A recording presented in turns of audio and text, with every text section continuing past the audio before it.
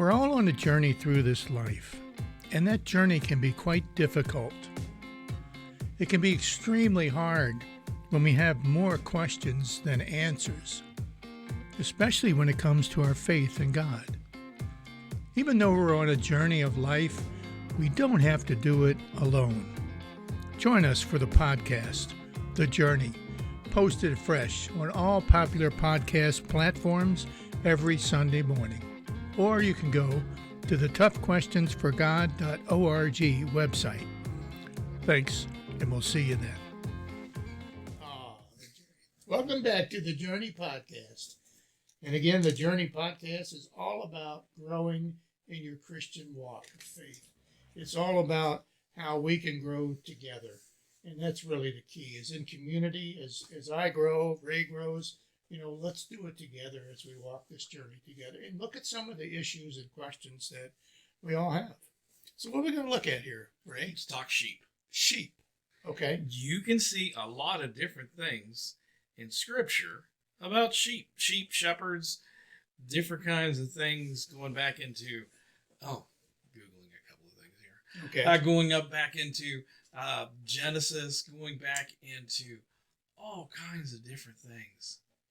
Talking about the father sheep, uncle sheep, all that stuff. And bottom line was, when we look and we think about sheep and shepherd, we see kind of that idea that Jesus is a shepherd, we being the flock. And not a lot of us work with sheep today. I typically encounter one sheep a year. Just maybe. And except when I was in Ireland, I saw a lot of sheep. Sheep aren't really that smart, are they? And so what do we think, and how can we talk about sheep and shepherds? Well, in what we're doing. The one sheep and shepherd story that really kind of has always struck me is the one where, you got the one lost sheep. And Jesus says, what do? Well, the good shepherd leaves the 99 in safety, and he goes after the one that was lost. And I've always liked that story because it reminds me that each one of us is of tremendous value to God. And that if that's what it takes for God to leave the ones, the group that is in safety, that is on the right path and all that good stuff, in order to come find somebody that's lost, like me or like you, then he will do that, because each person is of tremendous value to God. And we're so worth something to God that, like you say, is willing to pen up and leave the other ones alone and come find us. And then we think, well, it's only one sheep. I mean, if you got several hundred sheep, what's the big deal?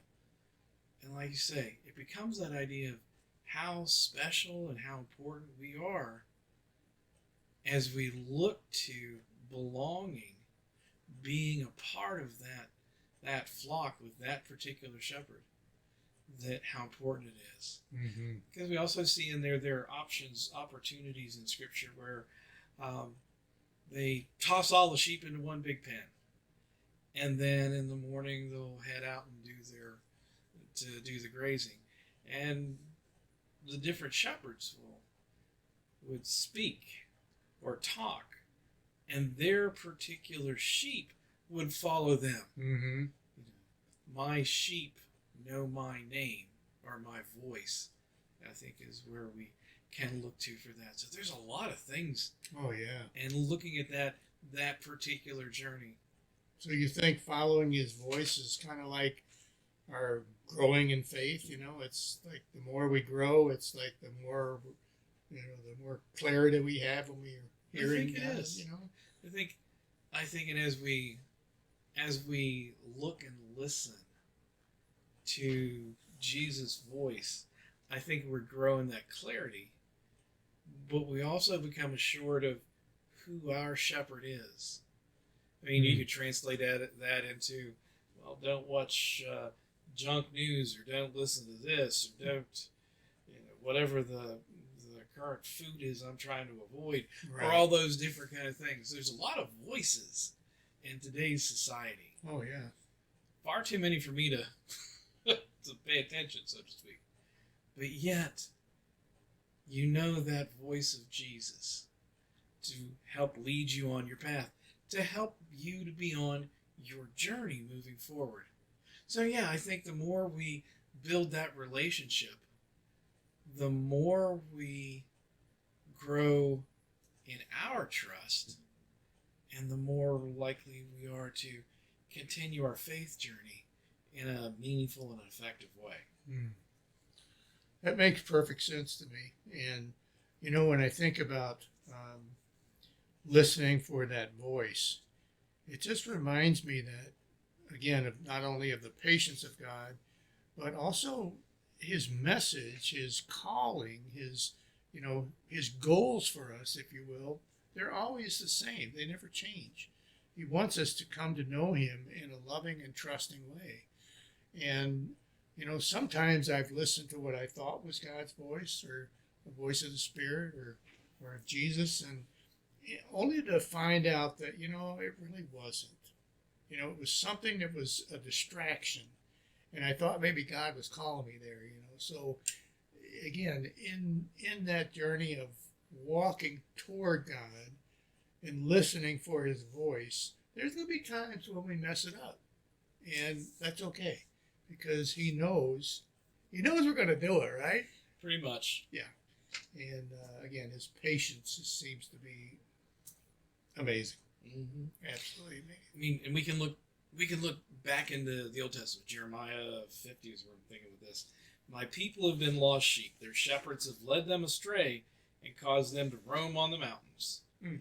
And of course, it then comes back to, so then we need to listen for our shepherd, Jesus, to help bring us into a place of safety, a place of resting, to restore, renew, reinvigorate, all those different kind of things to keep us on the right journey through things. So there's a lot of things about sheep in there.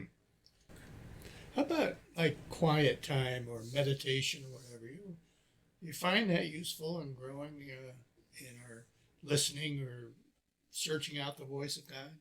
I find it immensely important. My time is usually early in the morning. It involves a cup of coffee and my deck. Coffee's Sitting good. up back, even if it's a very chilly morning. But oftentimes it's that a daily devotional reading of scriptures, getting your mind right, getting to be in that moment, being willing to hear the shepherd, getting that kind of thing, so that as you take that time and as you're in prayer, it's a two-way conversation. You ask for things or you tell things. It's the part of that relationship. But then you want to hear back. Mm-hmm. And you're not going to hear back unless you take the time and make the effort to be in that moment. Yeah. Amen to that. I agree. I know for me, when early in my Christian journey, and I would spend time in quiet and meditate a little bit, and I learned, and maybe some of you guys are struggling with the same thing, but I learned that praying to God is really just talking with God. It's communion with God. It's no different than the conversation that you and I are having right now. Where we're intently involved with each other, and we're trying to work things through and talk about different things, and I do the same thing with God sometimes. And I think that's one of the ways that we learn what His voice sounds like amidst all the other noise and confusion. And so that we can hear it. Yeah. There's a lot to be said for that. And being able to discern that out of all this confusion and knowing what that particular voice is that we're looking for. Yeah. I think it's important. I do too. So we want to encourage you to, wherever you are, spend some quiet time with God. Spend some time searching for the voice of God. And, it comes to people in various different ways, as we've kind of alluded to already, that, there's not everybody has the mountaintop. right? Right. Nobody or not everybody has the epiphany and so forth. But for us, it was gradual, and maybe for you, it's going to be gradual too. We have no idea, of course. But don't give up the ship. Stay the course, and again, do the work, and God promises. He promises us that the heart that really wants to know Him will find Him. So if you can find out where that is in the Bible, ship me a little note, would you? I didn't know there was going to be a quiz. We thank you all for your time. Yeah. We hope you will tune in to visit with us in our next and our upcoming episode. So thank you very much. You're so right. Thanks a lot, and we'll see you next week. God bless.